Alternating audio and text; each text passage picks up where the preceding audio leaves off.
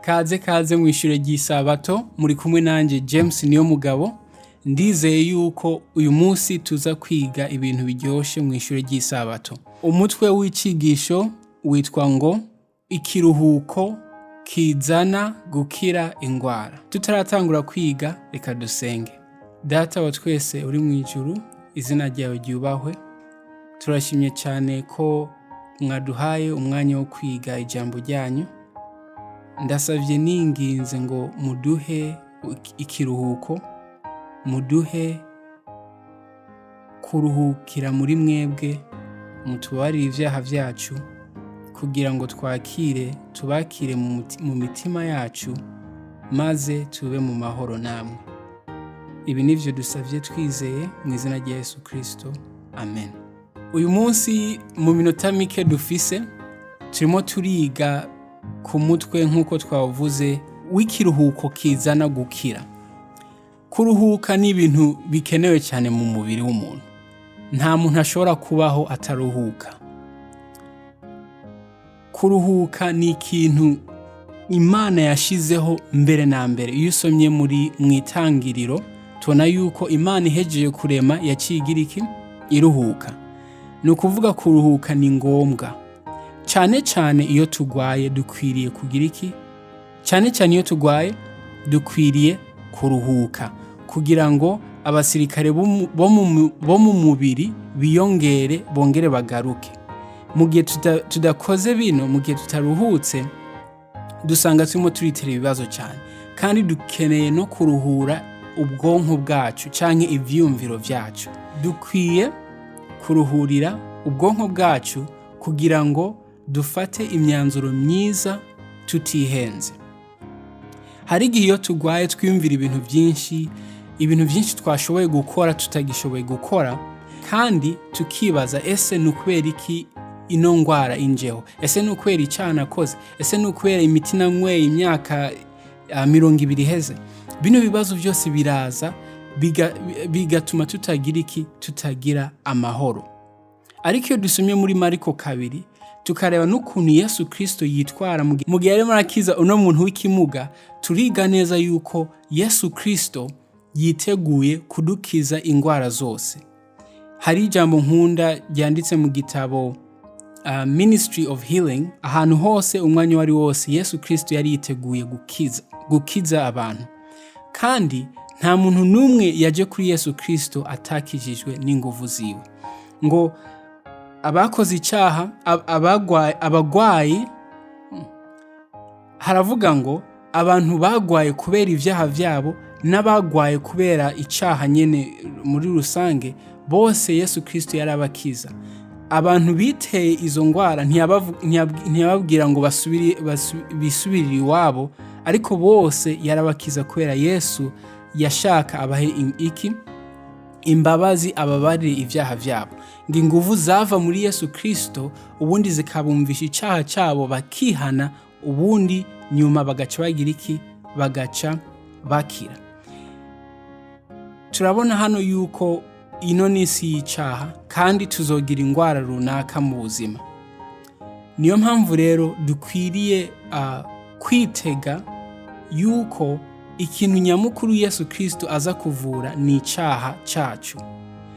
Naho ku ngwara z'umubiri, mu gihe Yesu Kristo atadukije izo ngwara z'umubiri, dukwiye kugira iki? Dukwiye kwihangana, ariko nyamukuru dukwiye kumenya yuko ikintu ngombwa nuko dukira ku ingwara y'icyaha. Hariho ingingo z'ubuzima tuzi dukwiye gukurikiza.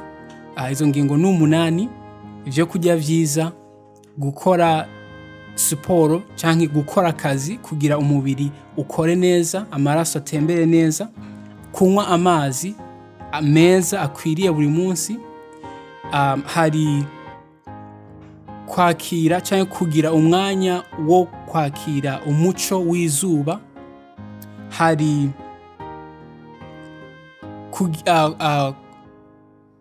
kwemerera mu muri wawe hakinjiramo umwuka mwiza, ugahumeka umwuka mwiza. Hari n'iyindi ngingo ariyo yo kuruhuka. ari inakomeye cyane, ariyo turimo turiga yuko dukwiriye kuruhuka kugira ngo tube mu buzima bwiza. Iyindi ngingo ni ukugira temperance canke kwirinda. Iyindi ngingo ya nyuma nayo ni ukwizera mu nguvu z'Imana. Zino ngingo zose uzisanga mu gitabo cy'Itangiriro. Mu gihe urimo urasoma Itangiriro 1, 2 na 3, ubona yuko Imana yaduhaye ano guidelines cyangwa yaduhaye zino ngingo kugira zidufashe kugira ubuzima bwiza.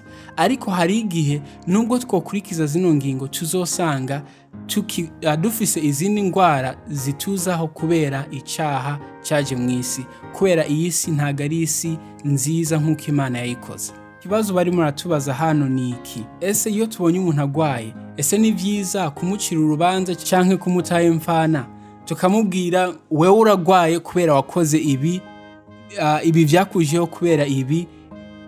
Ico ni ikibazo cyawe. Nk'uyu muntu w'ikimuga, abafarisayo bari baramubwiye yuko, kandi byari byo, bari baramubwiye yuko ino ndwara niwe yayizanyeho kandi ntago ashobora gukira. Aho bamubwiye ngo ntago ashobora gukira, ntago byari ukuri, kubera Yesu Kristo yakijije iyo ndwara, kandi Yesu Kristo afise ingufu zo gukiza indwara zose. Tugaruke kuri cya kibazo cyacu: ese ni byiza gukora nk'ibi abafarisayo bakoze muri ico gihe, kugenda tubwira abantu yuko tubacira urubanza kubera indwara bagwaye? Ese kandi nakahe kamaro kahari ko kwereka mu gihe umuntu agwaye, ko kwereka umugwayi wacu igituma cyatumye iyo ndwara iza? Inyishu iroroshe: si byiza ko ducira abantu urubanza kubera indwara bagwaye. Ariko kandi dufise inshingano yo kwereka bene wacu, abavyeyi bacu, aho indwara ishobora kuba yarakomotse, kugira ngo tubafashe mu gukira no mu kugira ikiruhuko. Aha niho tugejeje. Tuzokomeza twiga ejo. Turasavye mukomeze mwiga indongozi yanyu yo kwiga Bibiliya y'abakuze, kugira ngo ejo muzogire inyunganizi mutanga kandi muzogire ico mwigisha abandi. Mu guheza, reka dusenge.